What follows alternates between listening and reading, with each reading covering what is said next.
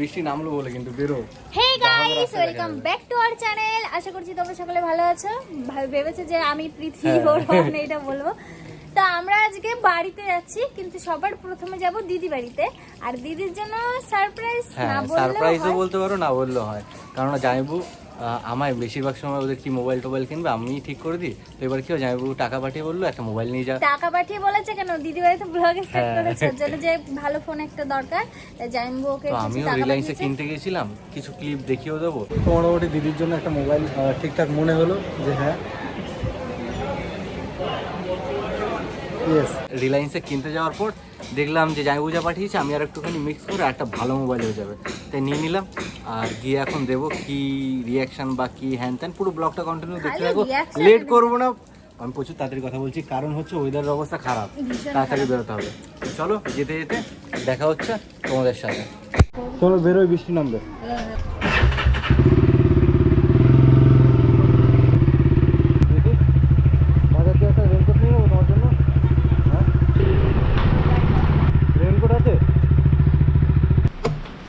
তাড়াহুড়ো করে তো বেরিয়ে গেছে, কিন্তু বৃষ্টি কি আমাদের জন্য থেমে থাকবে? ওই যে প্রীতি রেনকোট কিনছে, আর এই মানে সময়টায় একটাই কথা মনে পড়ছে যে ঠেলায় না পড়লে বিড়াল গাছে ওঠে না, সেম সিচুয়েশান আমাদের এখানেও। আমি অনেক দিন ধরে বলছি চলো প্রীতি রেনকোট লাগবে, রেনকোট নিতে হবে, এদিক ওদিক বেরিয়ে যাচ্ছি, বৃষ্টি পড়ছে, তো এখন বিড়াল ঠেলায় পড়েছে, গাছে উঠেছে। ঠিক আছে রেনকোট ওর দিকে ছোট নেই তো, দেখি হয় কি হয় না।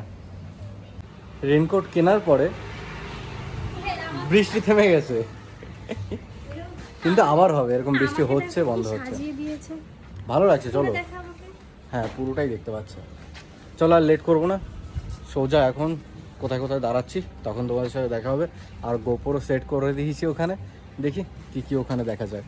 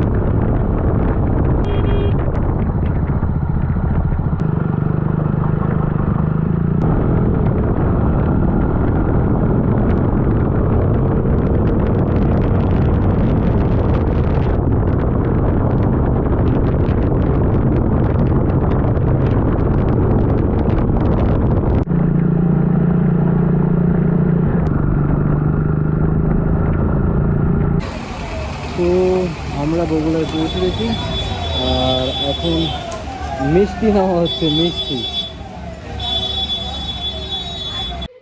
মানে এই জাস্ট দিদি বাড়ি। আর এই যে গাড়িটা দাঁড় করালাম, আর মানে সব কিছু আমার সামলাতে হবে, কারণ সে এখন কী করছে মানে ভাগ না গেছে, মানে ছুটে এসে ধরবে, মানে ছুটে এসে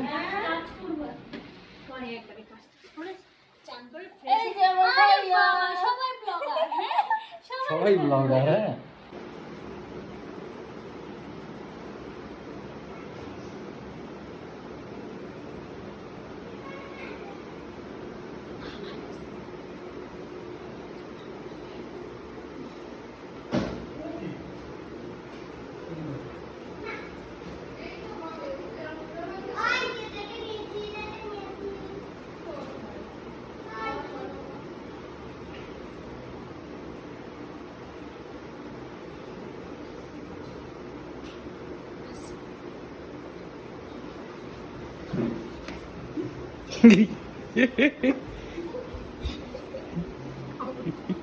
তুমি তো কেস খেয়ে গেলা, দেখিয়ে ফেলেছো তোমায়।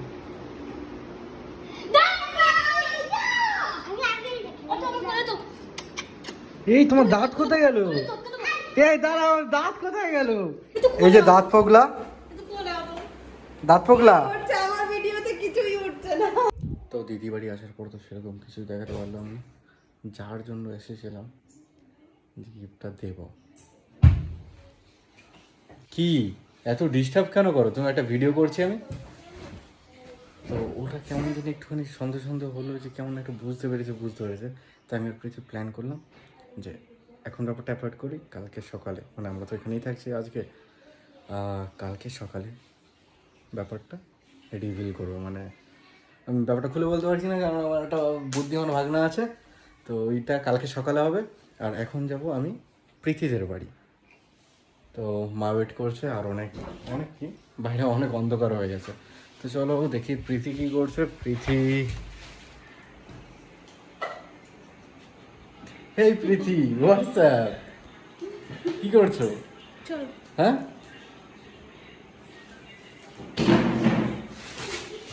মামু, তুমি আমার প্যান্টে ইসি করে তোমার কেমন লাগছে? হ্যাঁ তাকাচ্ছে যে আমার প্যান্টে ইসি করে কেমন লাগছে? আমার কোলে আজকে ইসি করে দিয়েছে। ইয়ো, একবারে দেখা হচ্ছে বাড়িতে গিয়ে। তো আমরা বাড়িতে চলে এসেছি, আমি মা আরো কোথায়? এই যে মা, আমরা তিনজনে বসে গল্প করছি। ধরো তিনজন কি দেখা যাবে? দূরে ধরলে পরে আমি যে ঝুঁকে যাচ্ছি ওর জন্য। তো বাড়ি এসেই আমি মায়ের হাতে ভাত খেয়ে নিয়েছি ডাল দিয়ে, আর দিদি ভাই টিফিন কারি বাড়িতে করে একটু মাংস পাঠিয়ে দিয়েছিল মায়ের জন্য, ওটার থেকে আমি ভাগ বসিয়ে নিয়েছি। ও খায়নি, ও দিদি ভাই থেকে খেয়ে এসে আমার খিদে পেয়ে গেছিল কেন জানি না, ও এখন খাবে। আমি ঘুমাচ্ছি, ওর ঘুম পেয়েছে। আর ও তো মোটামুটি আস্তে আস্তে বাইকেই ঘুমায়, কিন্তু আজকে ঘুমায়নি। আর আমরা তো কালকে সকাল সকাল বেরিয়ে যাব। আর একটা ব্যাপার যেটা সকাল বলার সকাল ছিল, দুপুরে, তার আগে অনেক কাজ আছে।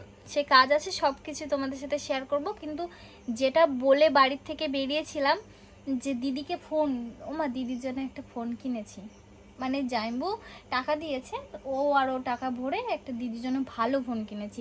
ব্লগ করবে তার জন্য ভালো ফোন নিয়েছে, ও নিয়ে এসছে বর্ধমান থেকে, সেটা কেনা হয়েছে। কিন্তু আমাদের প্ল্যান ছিল দেব, কিন্তু মানে আজকেই দেব।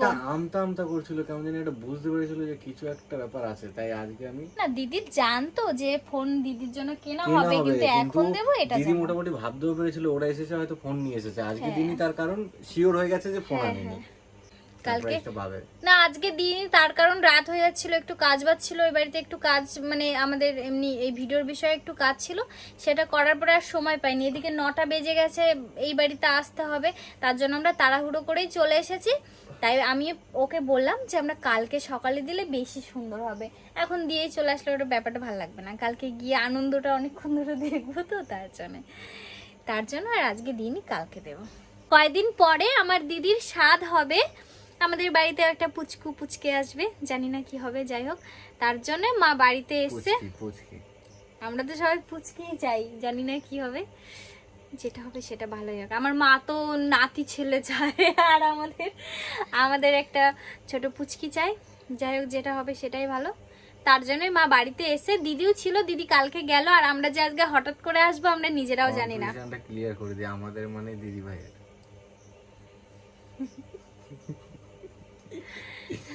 তার জন্য আর আমার ঘরটা দেখতে ভীষণ সুন্দর লাগছে না বলো? হ্যাঁ, বেশ কিন্তু ও সাজিয়ে মা গুছিয়ে পেছনে রেখেছে। ফটো খুলে গেছে কেন?